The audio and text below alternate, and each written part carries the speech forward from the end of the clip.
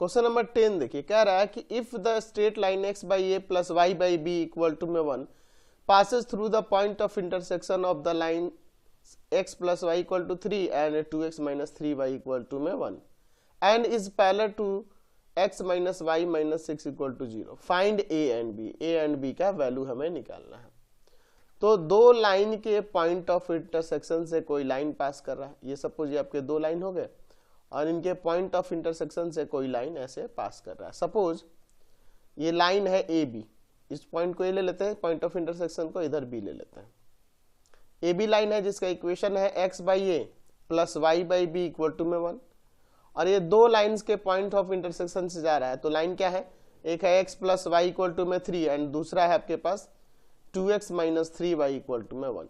और ये जो लाइन ए बी है ये एक अनदर लाइन के पैरेलल भी है, तो ये लाइन ये ऐसे इधर ले लेते हैं जिसका इक्वेशन हमारे पास दिया है x minus y minus 6 equal to में 0।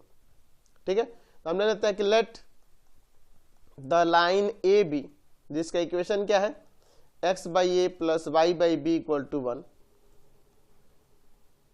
Passing through the point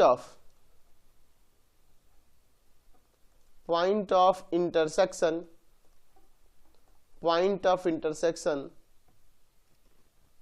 A of the lines x plus y equal to 3 and 2x minus 3y equal to में 1। तो जब इस पॉइंट ऑफ इंटरसेक्शन से पास कर रहा है तो ये जो पॉइंट होगा ये इस इक्वेशन को सेटिस्फाई करेगा, तो वहां से एक इक्वेशन आ जाएगा और दूसरा इक्वेशन इसका स्लोप और इसका स्लोप इक्वल होगा तो दूसरा इक्वेशन आ जाएगा। तो ये भी निकाल सकते हैं ना। चलिए तो हम लोग यहाँ पे निकालते हैं, फॉर पॉइंट ए की बात करते हैं। ए के लिए हम लोग इन दोनों को सॉल्व करेंगे। इक्वेशन है x plus y equal to में 3 and 2x minus 3y equal to में 1।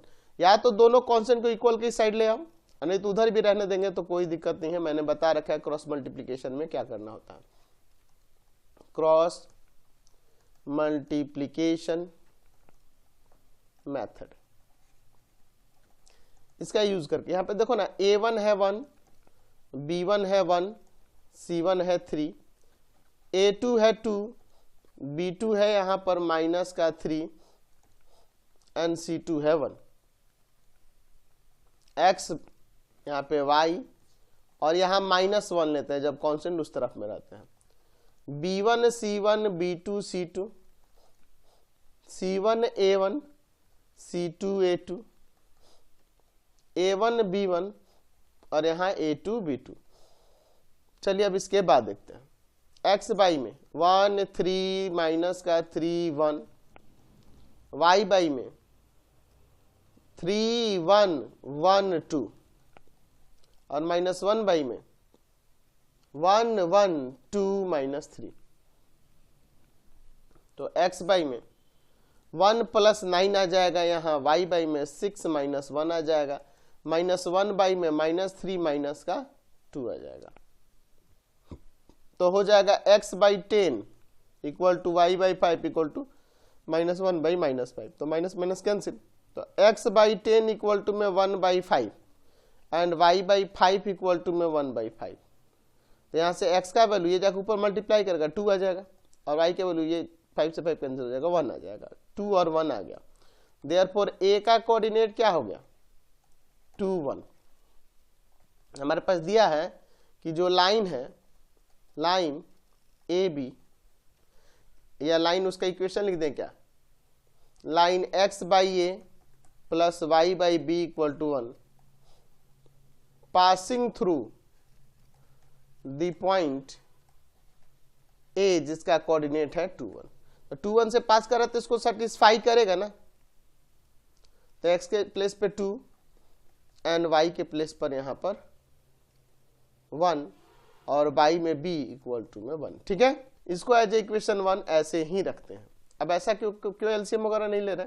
देखिए अब फिर देखिए हमारे पास क्या कर रहा था कि जो लाइन है ना ये x by a y by B equal to 1 is parallel to the line क्या था दूसरा, ऊपर देख लेते हैं, x minus y minus 6 equal to में 0, x minus y minus 6 equal to 0, then the slopes are equal, इनके स्लोप इक्वल होंगे। तो पहले लाइन के लिए x by a plus y by B equal to में 1 दिया है, तो इसे स्लोप इंटरसेप्ट फॉर्म में करते हैं, तो इसको उधर भेज देते हैं, माइनस का x बाई ए प्लस 1, ये b को मल्टीप्लाई में y इक्वल टू में माइनस का b x बाई ए, और है ना, और प्लस का b, समझ गए। और इससे क्या होगा, x minus y minus 6 equal to 0, इसको उधर भेज दो, यानी यहां से x माइनस 6 इक्वल हो जाएगा y के। तो यहां से y इक्वल टू, आप जानते हैं स्लोप इंटरसेप्ट फॉर्म में इक्वेशन ऑफ लाइन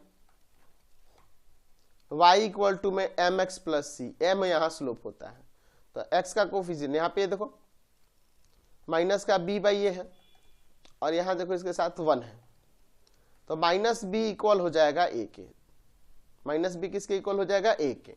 अब चलते हैं नाउ फ्रॉम इक्वेशन फर्स्ट,